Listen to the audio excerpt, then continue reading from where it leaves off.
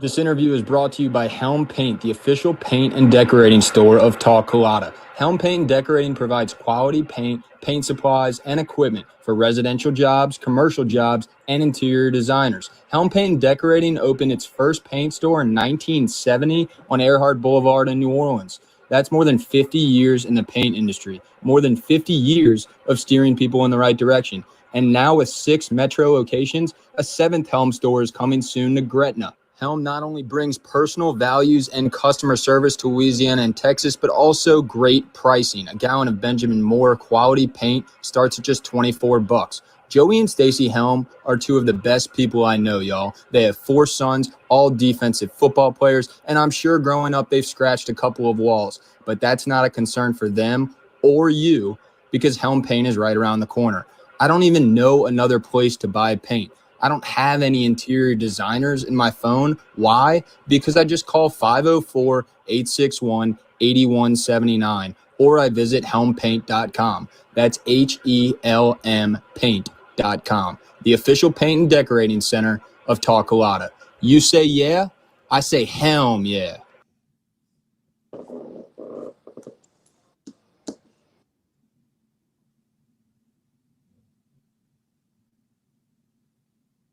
Okay, well, let's go. He dropped the ball! Oh. He dropped the ball! Right middle, right up forward! He missed. No! He missed the extra point wide right! Oh my God! How could he do that? Now he fires over the middle, intercepted. I can't believe what I'm seeing right now. This is not Detroit, man. This is the Super Bowl. By Hartley, and it is good! It's good! The Knicks have flown. Hell is frozen over. The Saints are on their way to the Super Bowl. 5 seconds left in the game. Do you believe in miracles? Yes! This is TalkCulotta presented by Boot Crew Media. This is TalkCulotta presented by Helm Paint. And just a little run through of that intro and some of our past guests for those just joining us live on Facebook, Twitter, YouTube, and more. Just to give you a little idea, all right? For every Tiger Woods, there's Chris DeMarco. For every Jim Henderson, there's a Mike Hoss stepping into the booth. For every Trevor Lawrence, there's his daddy, Joe Burrow, waiting on him. And for every right knee of Urban Meyer, there's a girl grinding on him. And for every Culotta in the world, all the way from New Orleans, all the way to Sicily, there's only one TalkCulotta, and there's only one Jordy Culotta. Long lost cuz, I'm Jack Culotta. He's Jordy. How you doing, brother? It is an honor to be here, cuz. Let me first start off by saying thank you for inviting me over into your podcast. And from somebody that's in the space, bro, it looks fantastic. It sounds incredible. Just great work. And Thanks, best of luck to you for whatever is next. As you know, you've got an open door policy on our show to come down and chat and learn and hang out and watch and whatever we can do to help. And bro, it looks fantastic. And I'm just, I'm honored to be here. Thanks for having me, buddy. Absolutely. We're honored to have you.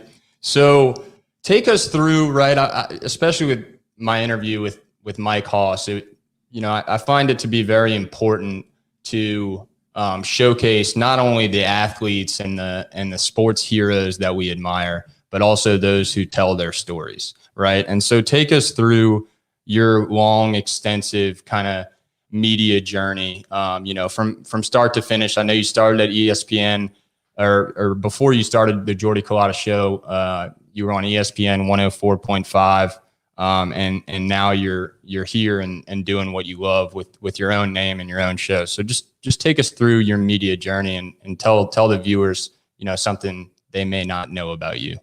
Yeah, Jack, for me, it really started as a kid. When I was coming up, I was so obsessed with sports. I couldn't get enough of Sports Center. I couldn't get enough of ESPN. I couldn't get enough of the Superdome on Sundays, of Tiger Stadium on Saturdays, of high school fields on Fridays. I mean, playing sports growing up, I loved it, and I was always a part of it, and knew, very early on that I wanted to be around sports, professionally, whatever it was going to be from a career standing point. I really wanted to be around sports, and I thought early on it would be some type of sports agent capacity. I thought about coaching, during that process, and really when I was in high school. My senior year, I graduated from Parkview Baptist here in Baton Rouge, and Yep. senior year, we were playing a big game, and we were playing against Redemptorist, who's a local high school that has since been closed, but a very prideful program. And the game was on television, and the guy that was standing in the middle of the field was previewing the game, and I happened to be standing right next to him and was hearing what he was saying, and I kind of thought to myself, I remember in that moment thinking, I could do that. Mm-hmm. Like I could do, if that's an option of being around sports, that's something that I should stay open to. And I ended up telling that guy that night that I wanted to do that. And we had a local connection, a Culotta, where Nice. my uncle Mark Culotta was a friend of his, and his name was Jimmy Ott. Jimmy Ott, who's a local radio guy here in town, and has been on the radio for nearly 30 years. Wait, you have an Uncle Mark? I have an Uncle Mark. Yeah, I have an Uncle Mark who lives in Baton Rouge. Really? But I still don't think we're related. Go ahead. And I was able to get in touch with him, and that summer, very early on, he allowed me to do some pretty cool stuff. He took me to football practices. He took me to basketball practices. He took me to Super Bowl parties. He didn't take me into the Super Bowl, but I mean, I was just around stuff that I thought, man, this is a cool world, and I could really thrive in this. And then he started to give me opportunities with his radio show of covering some things. Go out to LSU basketball practice and give me a report, or go to a high school football game on a Friday night. Tell me what you see. I mean, if there's something out there that's interesting, we'll give you the airtime to do it. And, that was really me cutting my teeth and realizing that, first and foremost, I wasn't scared of the microphone. I wasn't scared to speak publicly. I think that's, one of the biggest mountains that you got to climb in this business is the overall opening yourself up to the public. But, I was able to get that very young, and I was very appreciative of that for Jimmy, of giving me that. And that really kind of turned in to my love of media. And I didn't fully embrace it then, and I thought about doing other things, but I came back to it, at around 28 years old, when I had an opportunity, to join the Guarantee team. And they had just launched 104.5 ESPN, which was a Baton Rouge affiliate. And, Right. Matt Moscona had really brought a lot of attention to that station. And, we really fought to get a time slot. We ended up with the morning time slot for about 6 years on that station, and, had a lot of success. So, Now you're used to that morning slot. Yeah. And once you get used to it, it's tough to break away from it. And, where we are now, Jack, I mean, it really serves us best because we're able to provide the content, create the content, distribute the content, and then let it all day, and you can digest it whenever you want. You can go get it, and where it is, what time it's going to be there. And that's very important in our business. We're trying to create habits for people out there. And if you mess with people's habits, they get pissed off. But if you give them something that they can habitually come to, it's a pretty powerful medium. No doubt. No doubt. So for those just joining us, this is Jordy Culotta, my long lost cousin. I don't think we are actually related, but I wanted to show you this picture. I met with my 96-year-old grandmother, the eldest living Culotta in our family, okay, that we know of. And we can only trace, so far back to Cefalù, a town in Sicily where the Culotta started. But I wanted to show you, I was doing a little research with her. We might have to get Ancestry.com as a sponsor for both of our shows. But we, I was spending time with her last night, tracing some family history. And then I went back home and, this is me digging through some old files, just trying to trace it down. But look, I don't think we're related, but regardless, we're boys and we're talking football and we're talking sports, and that's awesome. No. And look, we're everywhere. I lived in Lafayette. I've lived in New Orleans. I've been in Baton Rouge, and the Culotta name is strong. I mean, it is very well represented here in South Louisiana. It is good to see you following your passion and following your love. I think if anything, our last name speaks to that. I think that we're very passionate people. The majority of the Culottas that I know, whether they're in my immediate family or people that I have just met, whether they're in New Orleans or Lafayette or anywhere else, they seem to be very passionate, and I appreciate that. And it's great to see you, and I'm sure we are related somewhere along the way. Everybody's related in some way. Same family reunion. Yeah, absolutely, man. All right, so Jordy Culotta has the Jordy Culotta Show. We've been tagging him on Twitter and everything, and we're going to get right into Coach O, and we're going to talk, seriously about Coach O. But before we get to that, here's just a clip from yesterday's show. Sports Radio Network last night for when Ed Ogeron took a call from J-Boy. A familiar name, I know. What's up? Yeah. Happy birthday, baby. Where you at? All right. Now she is a little blonde-headed girl, so try not to have sex with her and put it on. Come on, man. Oh, come on, man. Really? Wow. Come on, man. All right. Let's talk about Kentucky, Coach. Mark Stoops, Hey, let me say something right there.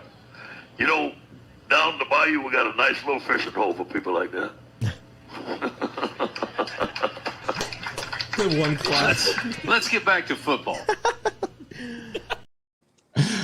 Oh my goodness. So that was a prank caller calling in to Coach O, and we're not going to get into the prank call, or what that discusses and what that deals with. But we are going to talk about Coach Ed Ogeron as we lead into LSU versus Kentucky. So in your opinion, Jordy, who replaces Coach O if and maybe when LSU moves on?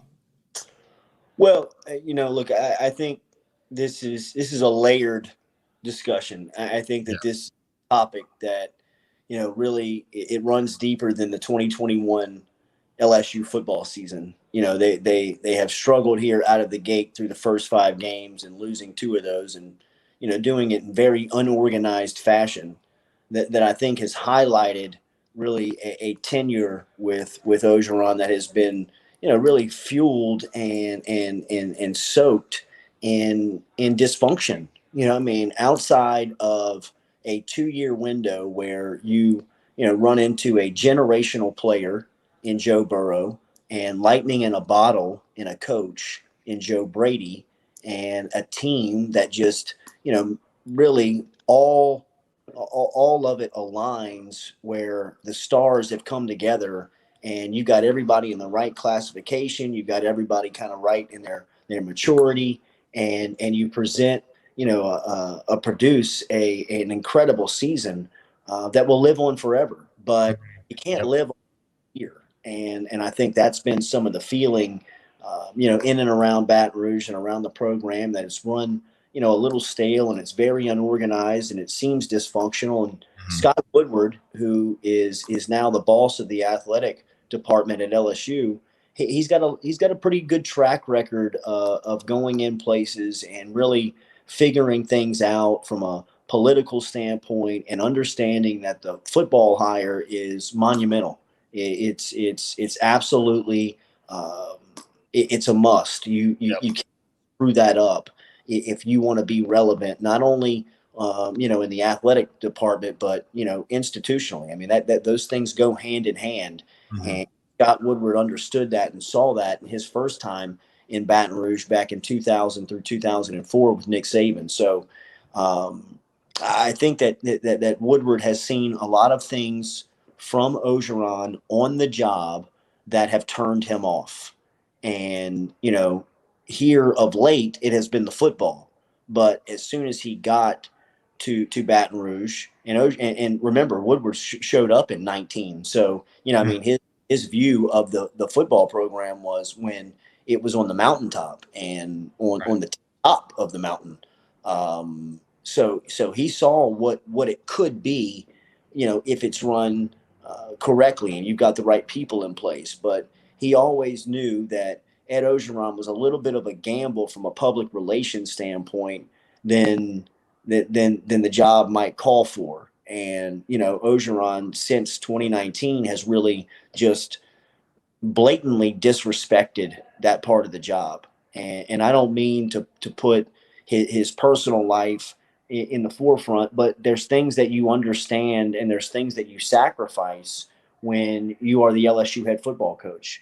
And some things are, things that have happened to him, whether it be, public displays of with females in the bed or running with his shirt off, or, some of the comments that he's made to opposing fans, some of the made on his own call-in radio show. I mean, in a vacuum, Wednesday night at that radio show is not that real. It's not that big of a deal. We were getting people this morning coming on saying that we were making it seem like a death threat. No, it's not a death threat. And we understand that, but it is the latest in a long line of PR missteps that, it can't happen. It's just immaturity. Yeah, it's basic immaturity at the basic level, but it's an understanding that you have to have in this position that this thing is a 365-day-a-year PR monster. Mm-hmm. And if you can't get the basic respect for that, well, it really, at some point, it doesn't matter how good you are on the field. People say that winning cures everything. Yeah, it does, but winning cures a lot. But in today's world, you better be able to give a public perception that you're put together and organized, or, you'll be without players. I mean, in today's world, a player can say, I didn't like what I heard at the meeting this morning. I'm going to another school. And they can put themselves into the transfer portal, and, next thing you know, they're out the door. So I just think that, Ogeron is his time has run up. I mean, I definitely agree. Yeah. So this is one of my perspectives of LSU and LSU fans. Right. And, feel free to play devil's advocate or express your own opinion, and standards on what LSU football should be like, what it should look like, what our coaching staff, and just the environment of LSU football, Tiger football, should be. So my kind of perspective on it is, and this is one perspective, right, is for the next 10 years, right, our last national championship before the one in 2019 was in 2007, correct? Yeah. Okay. So that was 12 years, 12-year gap. My perspective is for the next 10 years, all right, 5 to 10 years, and maybe forever, we will never have another season like 2019, right? Okay, you go back and look at the raw talent on that team. We had 5 first-round draft picks into the NFL. That's tied for the second most. The only people who have ever had 6 was Miami in 2004 and Alabama this past year. 6 first-round draft picks. LSU had 5, with Burrow going first and Clyde Edwards-Helaire going 32nd.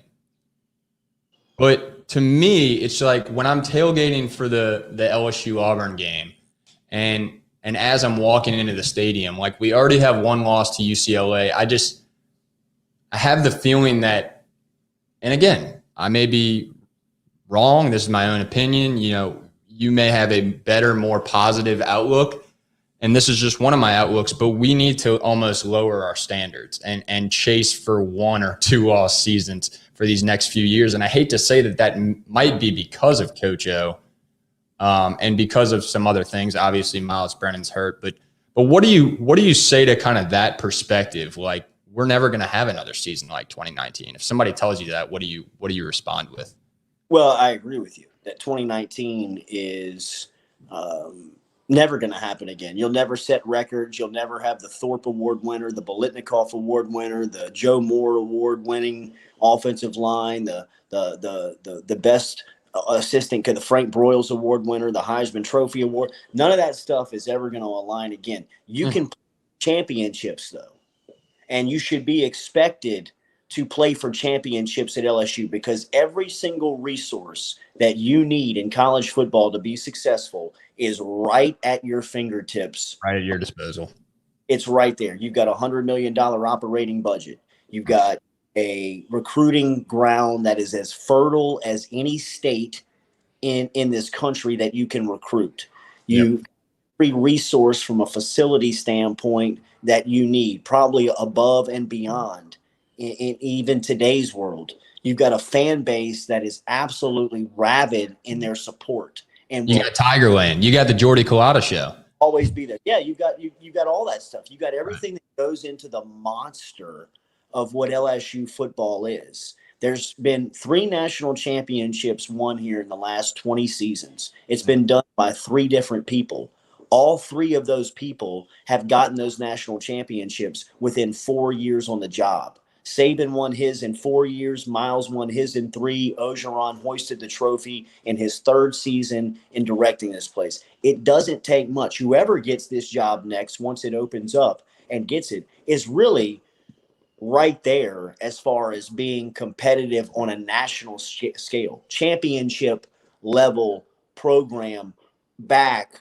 One thing that has to happen here in this transition is that they've got to try and preserve the 2022 recruiting class as much as possible, because the 2022 recruiting class is the cornerstone of national championships, of SEC championships, which also bridges you into the future of stamping your relevance within the Southeastern Conference and within college football. This conference is about to expand by 2 major brands in Texas and Oklahoma. LSU has a pretty nice seat at the table right now.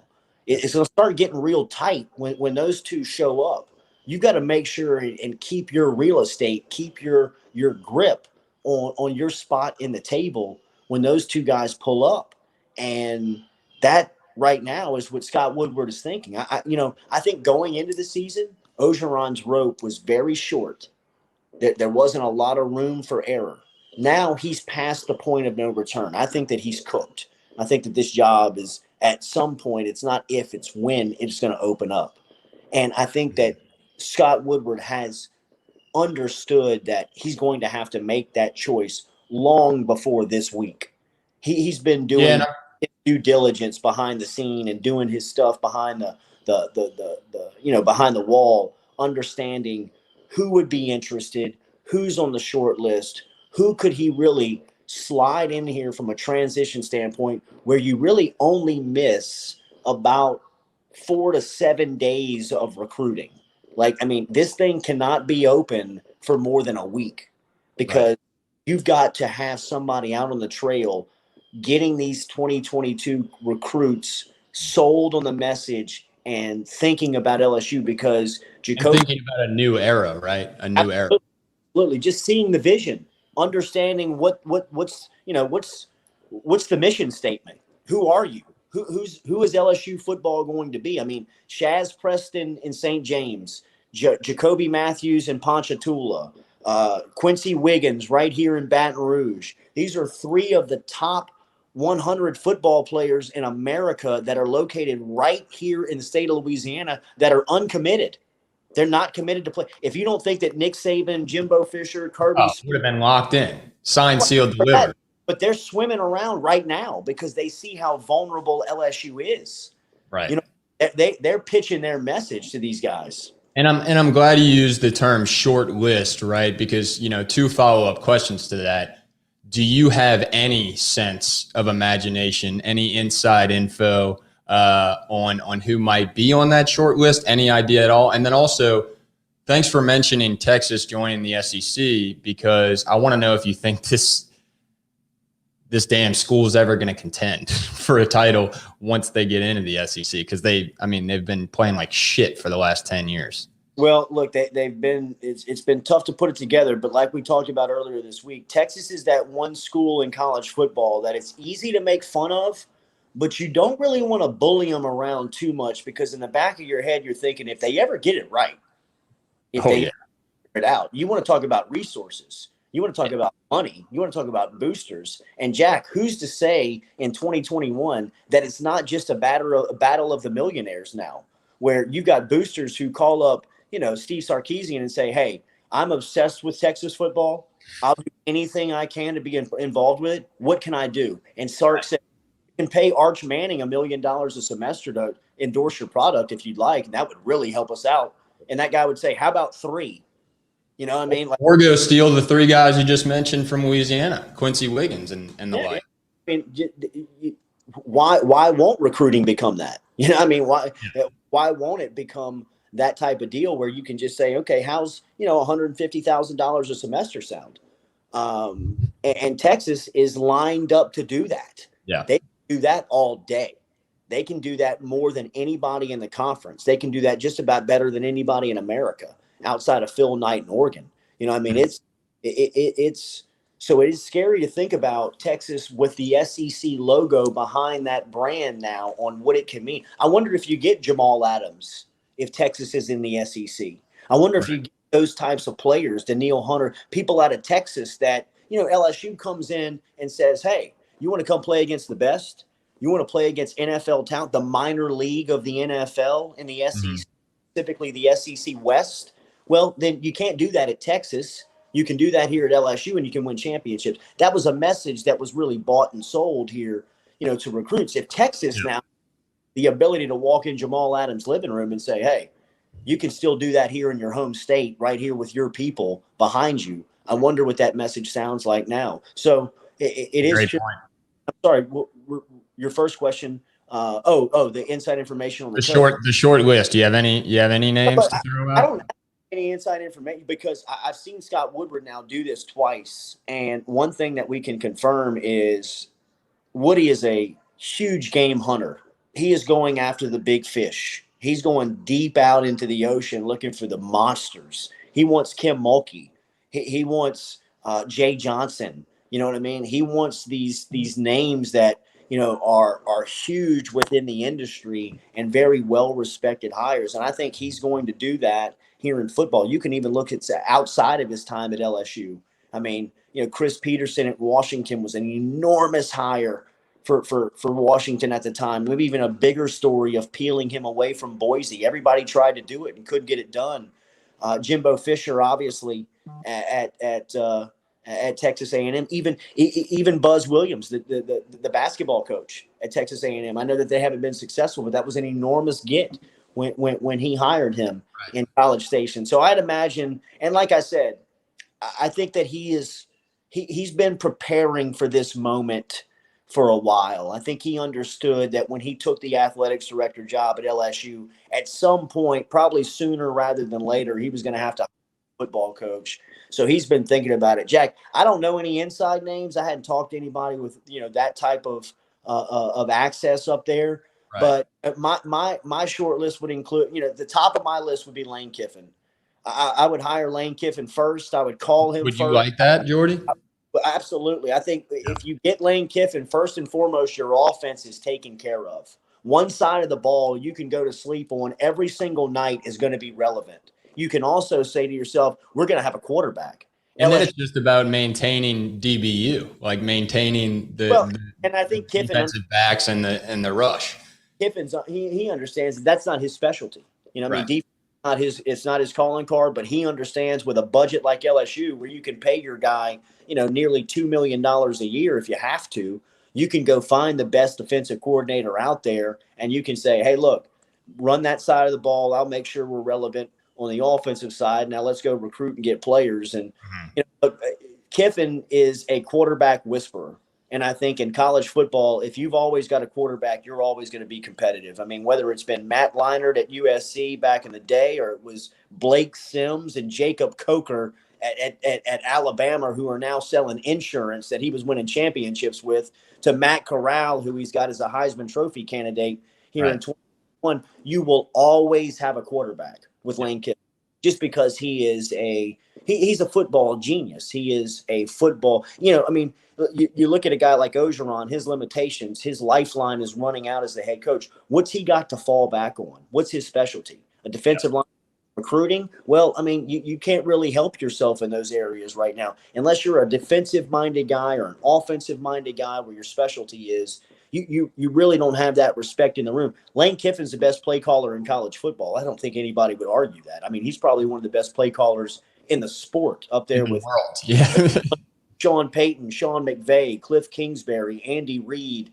I mean, those types of offensive minds. I mean, Lane Kiffin's right there with them. So he would be my first call. He would be my call. I think that guys like Luke Fickell would get some attention. Billy Napier down at Louisiana, I think is probably going to get a call. And you don't think there's a shot that anybody on our current staff takes over, correct? We're going to bring somebody in from the outside. That's no. I think it's a total overhaul. When you look now, I think that there's opportunities for people like Corey Raymond and Mickey Joseph and Kevin Falk to possibly get a spot on the new staff. Those guys are very talented. Those are very, very talented coaches. So possibly something like that, but nothing in-house. Where you saw last time like Orgeron, who was promoted from within. I think that LSU is going to look outside of the tree right now and try to bring somebody else. Before we get to Kentucky, thoughts on Urban Meyer. Speaking of disasters, speaking of immaturity, speaking of the Coach O scandal, if you will. I mean, this guy, it's one thing to go to a bar, right, and catch up with some boosters or former friends in Ohio, whoever the hell he was with. It sounded from his press conference like it was just people that he met that were like big fans of him that wanted to take pictures and throw a couple shots back. But I don't think that's really the biggest issue. It's the fact that you're 0-4, you're back in Ohio, and you got Trevor Lawrence as your quarterback, and it doesn't seem like you give a shit about the Jacksonville Jaguars. Yeah, we've seen this story with Urban too many times. Really, I mean, you talk to people within the coaching community. I mean, his nickname of Urban Liar is been spot on. I mean, since really he faked that heart attack when Nick Saban was beating him back in 2009. I mean, he's been a fraud for a long time. But I mean, look, he's a talented football coach. The NFL is way too much of a gig for him. Do you think he's going to USC?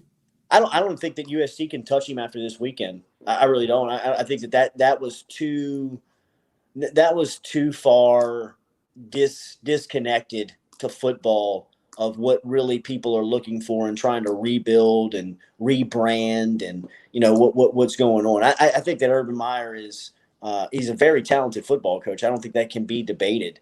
But I mean, his ego is going to be what gets him every time.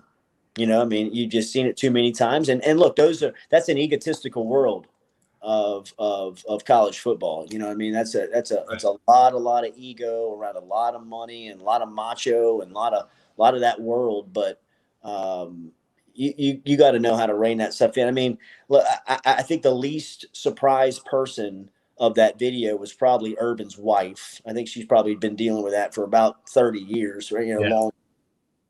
But I mean, to have that look, we know a couple of people down with the Jacksonville Jaguars that have, played down here recently. And I mean, the way that he handled that meeting and the way that he's ultimately lost the lot. I mean, they're pretty much mocking him. I mean, did you see Trevor Lawrence's tweet 2 days ago where he says, no, we grind, we grinding today. I mean, it's just everybody is. I did not see that. Taking like these subtle little shots at him where, I mean, he canceled the team meeting while standing outside of the door. He's got the team inside of the meeting room and he cancels the meeting before he goes in there because he he's too embarrassed to go in there and just be real with his guys because he knows that they see through him at the NFL level. His locker room, his players, this isn't college anymore. You can't dupe kids in recruiting and then, get them to campus and show them who you really are. I mean, they know who Urban Meyer is. They're all grown men who see Right. that, I mean, they've lived in that world. They know what's going on. They know what's up. I mean, that was a moment for Urban Meyer to really go in there and I think, endear himself to his team, just kind of lay down. And he did not. Lay down his ego and just kind of say, look, man, I screwed up. This is my deal. And we got a question for you, Jordy. How many years did Lane Kiffin sign for? At Ole Miss? I don't know. I don't know the particulars of his, of his deal, but I will tell you this, that, this is going to be a very expensive on-taking for LSU. I think so. To answer your question, just looking it up, Kiffin initially signed with Ole Miss in 2019, made $3.9 million for 2020, and then added an extra 100,000 every year until 2023. So it sounds like until 2023, but there, of course, there's always a contract buyout option. Sure. But with one season left on that contract, that you would think that buyout's probably not going to be too steep. But this is going to be a very expensive on-taking for LSU. I mean, not only are you going to have to buy out Ed Ogeron, you're going to have to buy out this coaching staff. You're going to have to potentially pay a buyout for the coach that you're trying to talk to and trying to hire. So you're going to have to hire the next coach and the staff. So, I mean, this is, at the end of the day, this could potentially be somewhere in the neighborhood of, $40 million of what LSU is about to take on and swallow. So, it's a very pricey on-taking to be competitive in college football. But when the culture is that in your community, Scott Woodward knows the importance of making this hire. Yeah. Thanks, Charles Napoli, for the question. So before we get into Kentucky, because I do want to move on what's to come, and then we're going to finish with some LSU players in the NFL, talk a little NFL, and then maybe some rapid fire if Jordy has time. It is now 12:43 p.m. Jordy, you can go for another 5 or 10 minutes? Yeah, for sure. Absolutely. All right, sweet. So before we get into LSU at Kentucky tomorrow, 6:30 p.m., I just want to say on the Trevor Lawrence note, right? It's really kind of sad to me, and I know it's his rookie season. I know it's like every year is a rebuilding year for the Jaguars, but with his coach just being an idiot, I look at the talent on that team, and I'm like, at least on that offense, right? Their O-line kind of sucks, but Marvin Jones Jr., Laviska Shenault is pretty solid. DJ Chark, LSU boy, James Robinson at running back, like they have similar talent to, the Bengals in a way. But what do you think about like just what Trevor Lawrence could potentially do with that offense? Well, they're going to have to get him, some consistent leadership. We've seen it too many times in the NFL, that inconsistent coaches and turnaround and turnover, and that market is tough for a young player to really embrace. And Lawrence is talented, man. His game versus Burrow the other night in Jacksonville, it was good to see Joey get the win and the way that he performed in the second half. But, Trevor Lawrence stood out. I mean, he made a couple of throws and showed his athleticism with some runs that was really impressive. I don't know if Joe tweeted this after that game, but I always love when Joe posts something and it just says like, remember who's daddy, or maybe it's a meme. I don't know if he posted himself, but remember who's daddy. And then it's just all the teams he beat in 2019, including Trevor Lawrence in the national championship. Now he does have a little bit of he's got a little bit of head patting over Trevor Lawrence right now for sure. Yeah. Go ahead. But you can definitely see Lawrence's raw ability, man. No doubt. Absolutely. I mean, yeah, first pick of the draft, Heisman Trophy winner. No, Devontae Smith won. I guess he was second in the voting. I don't know if he was second or not. I'm trying to remember. I'm sitting here when you said that. I was trying to think did he even – he was at the – I think he was, yeah. But I think it was Devontae Smith like through the roof as far as – Anyway, all right. So LSU at Kentucky. The Kentucky Wildcats are 5-0. They are 16th in the country. LSU is not in the top 25. Tomorrow at 6:30 p.m. LSU at Kentucky. Jordy, what needs to happen for LSU to turn around? I listened to your no timeouts for Jordy Culotta Show. How you went back to your house and it was on, and you just had to sulk in the mismanagement of the clock, the mismanagement of the game. I don't want to go into that. That's in the past, right? You can listen to Jordy's show from Monday morning to sulk in how many possible ways we could have won that game and how many possible ways we threw that game away. But that's over. That's beside us. Let's think positive. Let's talk a lot of sports with Jordy and Jack Culotta. Let's talk a lot about what LSU, or at least a little, let's talk a little bit about what LSU needs to do to defeat the 16th team in the country. Well, I actually think that LSU's sitting in a great spot right now because if you are paying attention to Kentucky, I mean, they really seem like that they are still hungover from last week's win over Florida. I mean, that was a huge accomplishment for the Kentucky program. That was the first time in 16 tries at home that they had beaten Florida. So, I mean, this was something that had haunted the Kentucky program. Waka Flocka was on campus bringing them out. I mean, they sold out, bro. They went out for last Saturday. Mm-hmm. And they were still celebrating that victory kind of Monday, Tuesday, Wednesday-ish of this week. I mean, if you were paying attention, they put out a social media 6.5-minute video of the, hype video. Just kind of, it was all really about last weekend's win where, I mean, it's a big win and it's a good spot. And then you look up and they're missing one of their top defensive linemen, knocked out this week in the big senior defensive tackle, Marquand Wilson, I believe. And then they play Georgia next week.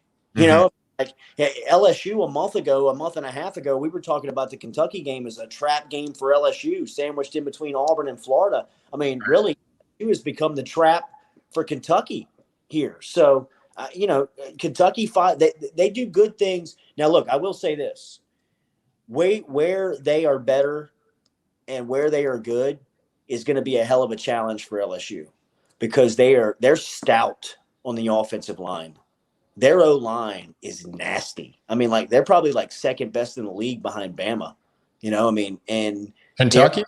Yes. Look at the numbers. I mean, look at the way that they move the ball, control the clock, move you up front. Dare Rosenthal's having a tremendous season for them right now here early on. And, hey, it sucks to see that guy playing for them. But, I mean, their offensive line is a lot like him. Athletic, strong, nasty. You know what I mean?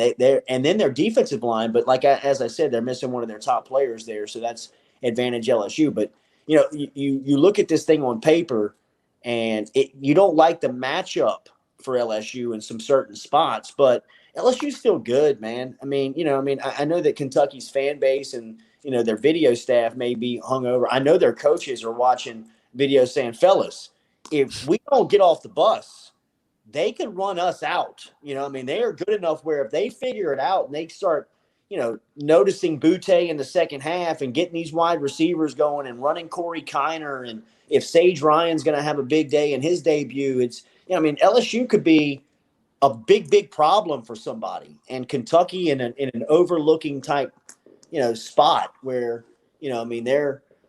they feel vulnerable.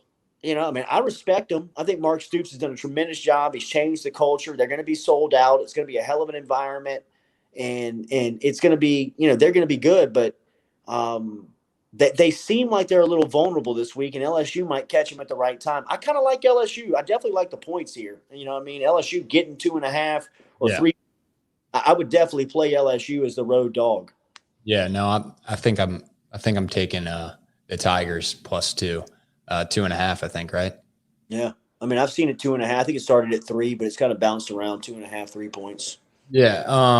And to talk about the hype that Kentucky's, bringing about before this game, they're not used to being 5-0. They're not used to being undefeated. And I say that, but actually, depending on their schedule or strength of schedule, in 2018, They won their first 5 games. They finished the season at 10-3, right? So easy start to the schedule. But last time before that they were 5-0, they won their first 5 games. Then they got to 6-1 and number 8 in the country. And that was with a win over number 1 LSU in 2007. But they lost 4 of their final 5 games in the regular season. So I actually forgot that. So they beat 1-seeded LSU in 2007.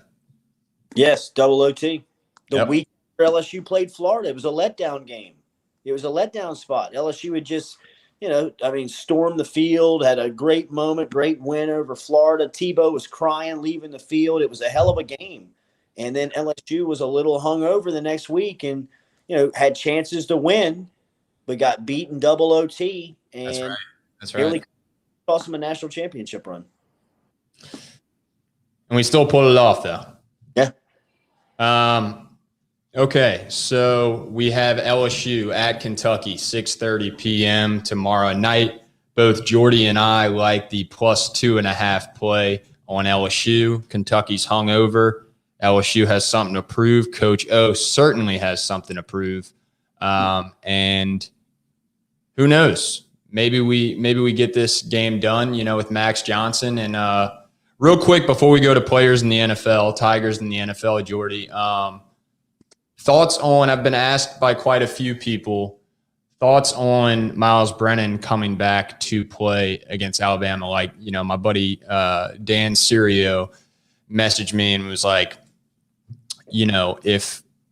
why would we put him in his first game at Alabama? And my answer to that is the guy has been so unlucky.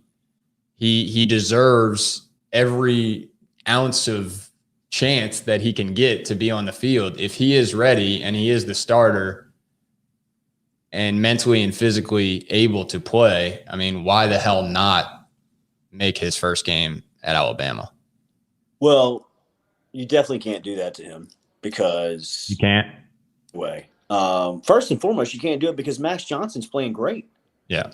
You can't really ask Max Johnson to do anything more than he. The fact that he made his 7th start last Saturday night and he is as effective as he is without a running game, without an offensive line, it should be telling. It should give LSU fans the satisfaction that, if nothing else, you have a quarterback of the future.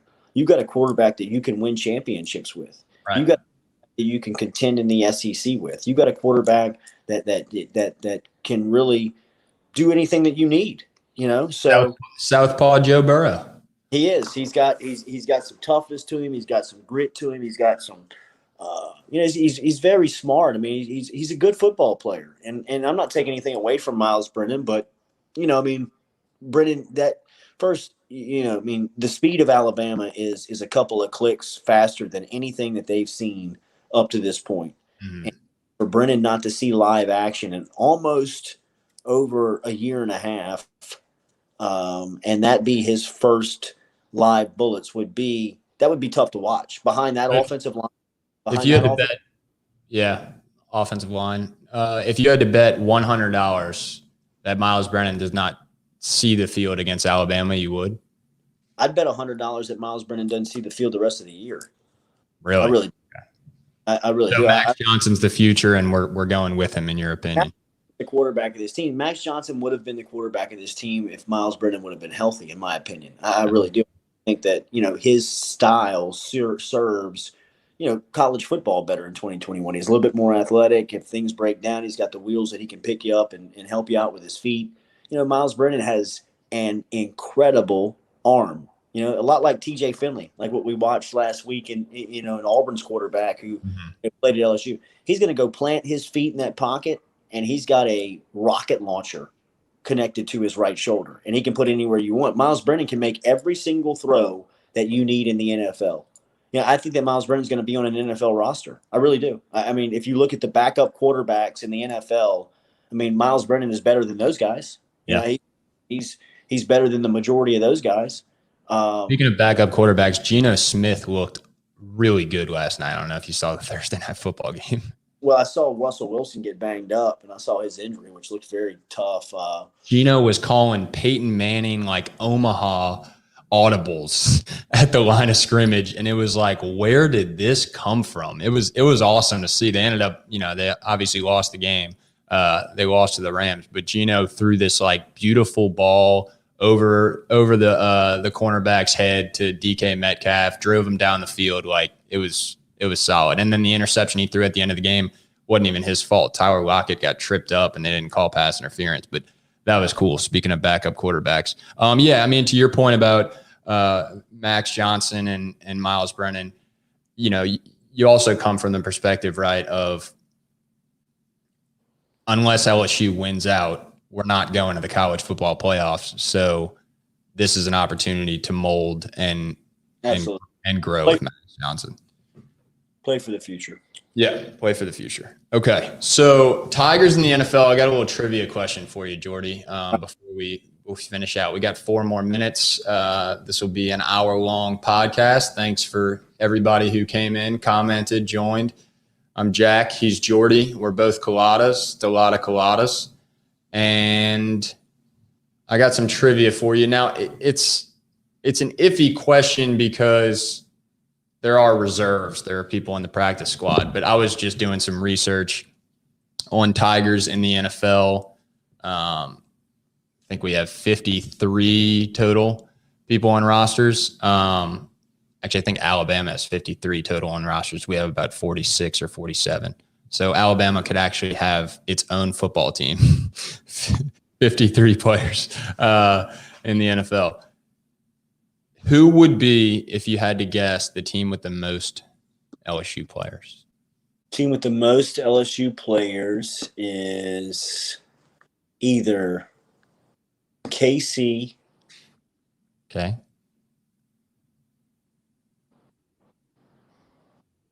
I didn't tell you I was going to ask you this.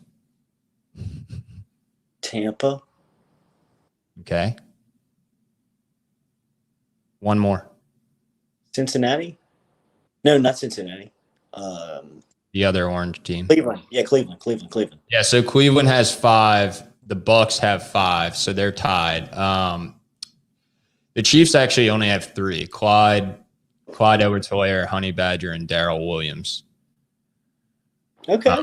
I'll take that. Yeah, it's pretty good. And then really the correct answer, and then the Bengals have Burrow, Jamar Chase, Thaddeus Moss on reserve, and then Tyler Shelvin, nose tackle. But the correct answer is the Bucks actually have two of those 5 players are reserves, so on practice squad. The real answer is the Cleveland Browns, right? So Odell Beckham, Grant Delpit, Jarvis Landry, Jacob Phillips is on reserve, and then Greedy Williams. So just hearing some of those names, obviously we know what Burrow's doing in Cincinnati. We know what Quan Alexander is doing for the Saints. Just talk about kind of your standout Tigers in the NFL and what you like to see on a Sunday morning or a Sunday night football game. I'm a huge Matthew guy. I love Tyrann Mathieu. He's my all-time. Right when I first started covering LSU, he was the Badger. He was the Honey Badger, and I got to see him in number 14 and in number 7. I wish they would retire his jersey. I think he deserves it. And so I'm always watching him. Obviously, the Cincinnati Bengals is always going to draw you in with Burrow and Chase and, what they were able to do for that one season and, really just kind of pick it up where they left off. And I think it's fun to watch the Bucks play. I hate to say that because they're in the NFC South, but, I love watching Brady play. I think Devin White is real special. Leonard Fournette's one of my all-time favorites, just knowing and covering and seeing those guys play is fun. So, I love them all, man. I love following all those guys. I think that it's cool to see them and, living out their dream and playing at the next level and, getting an opportunity to provide for their family in a really cool industry where, a lot of people in the world get to do that. So, it's been fun to watch that. I think that, my favorite is Matthew for sure. Nice. Here's just a quick list of some of the guys, right? Russell Gage and actually Calvin Ridley, who plays for Alabama, are both injured and not traveling to London for the early morning Sunday morning game, the London games. So that should be interesting. I was kind of hoping more for could you see that, Jordy, when I showed it on the screen? Yeah. Okay. I was kind of hoping for Russell Gage to be a breakout guy, but I just don't know what's really happening with the Falcons. They're so unpredictable. Mike Haas and I talked about that, but with Kyle Pitts at tight end, and then if Ridley and Gage are healthy and a veteran Matt Ryan, and they have Cordarrelle Patterson who's doing – yeah, it's crazy. He's having like a little comeback. Yeah. I picked him up on my fantasy team. I'm pretty stoked. Yeah. But yeah, do you have anything or, really looking at the non WR ones, the non wide receiver ones, and the non wide receiver twos are really, to me, they are right. Russell Gage and Terrace Marshall, both in the NFC South. One, Terrace Marshall playing for the Panthers with Sam Darnold and now Joe Brady as the offensive coordinator. And then Russell Gage playing for Atlanta. Are you a fan of one of them more? Do you see more potential from one of those guys? Do you think either of them could become long-time, veteran wide receiver ones or twos? Oh, I think that Russell Gage has really carved out an incredible career for where he's come from. You think about his journey and kind of where he finds himself now. I think that he is, man, what an incredible ride and career that he has carved out. And, it doesn't feel like it's even close to being over. So, it feels like there's a quarterback change coming in Atlanta at some point here in the near future. So, it depends on how they adjust there and who they can pick up there. But, I love Russell Gage. Terrace Marshall is fantastic. I think that, Marshall is the most, he was the most talented third wide receiver in the history of college football in 2019. You talk about the third or fourth best defensive back that you have guarding that guy, and what a mismatch that was that season. And Joe Brady knows how to use him, so it's a great fit. It's a perfect marriage. It looks like that they've really included him. We lost you. You muted. You're back. Yep, we're back. But Terrace Marshall is to me, I think is fantastic, and going to have a hell of an NFL career. His physique looks like the NFL. He looked like an NFL wide receiver when he was a true freshman. Yeah. One last question for you. I was thinking about this the other day, and I think we're going to have the same answer, but who is a better wide receiver duo both in college and in the NFL, or maybe the answer switches up, between Jarvis Landry and Odell Beckham, right? And I'm talking about them playing together on LSU. Obviously, it's very cool that they're both on the Browns. But Jarvis Landry and Odell Beckham, or Jamar Chase and Justin Jefferson? Both of them are record setters. Both tandems set records. I think for really just an overall, if I was choosing and I had to, I think, whoever you get, I'm fine with. If I had my choice, I would probably take Jamar and Justin, just because of how complementary they are to one another, the way that they can play off of each other, and they can also play a very similar style of football too. Jarvis and Odell, while they were so fun to watch, they're so fun to watch. Their differences in what they bring, what was held to defend. But if I've got my option to choose two of them, I'm probably taking Jamar and Jam. I'm probably taking Jam and Justin. I completely agree. I like to throw it over the top too much, and both of those guys can pop the top off of it at any point. Yeah, before we close out, I got to give a shout out to the Jefferson family. Okay, so my cousin and I are at Mercedes-Benz Superdome in Atlanta for the LSU Oklahoma semifinal game in 2019, and we were lucky enough to get tickets, kind of similar to your story with your uncle helping you out in the sports world. My good friend, my dad's friend, before my dad passed away, he was really good friends with a guy named Chris Simcoe, who works vice president of sales for CBS Sports. So he's kind of been our hookup for tickets. He's the reason I've been to 2 Super Bowls and national championships. So he hooked us up, and we had no idea what we were walking into. It's kind of the surprise element to walking into that game. And we walk down, and there's like Randy Moss in the first row. We're like, holy shit, we're in the family section. Like, we're sitting right in front of the Jefferson family. One of the best families I've ever seen watch football. And, of course, that's the game where Justin had 4 touchdowns. Right, that's where he was counting them off. That's Yeah. I can't remember if it was 3 or 4, but it was unbelievable. So Jamar Chase and Justin Jefferson is my answer there.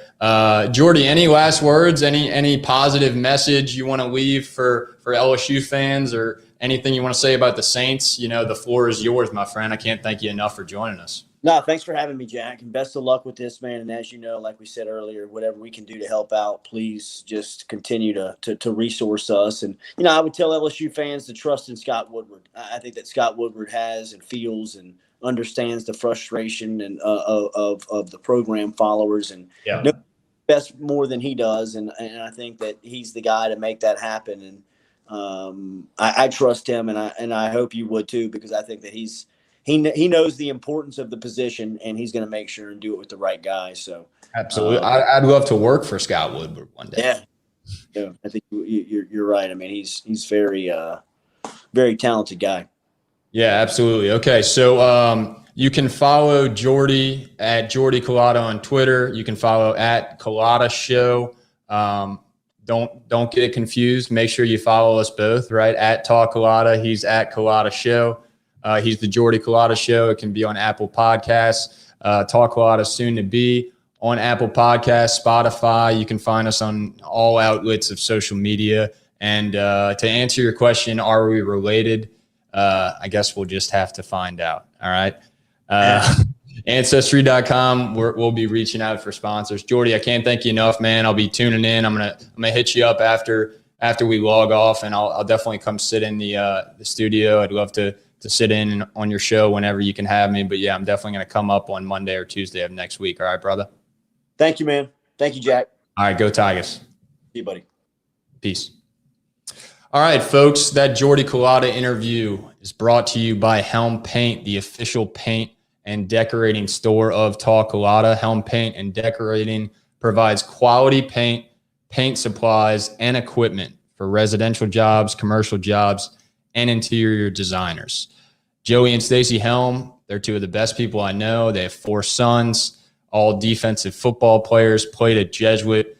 They currently have a son playing at Jesuit. The other 3 have graduated. Braden Helm, he's number 94 on Jesuit's football team. He recovered a fumble in the Jesuit Holy Cross rivalry game, which Jesuit won easily.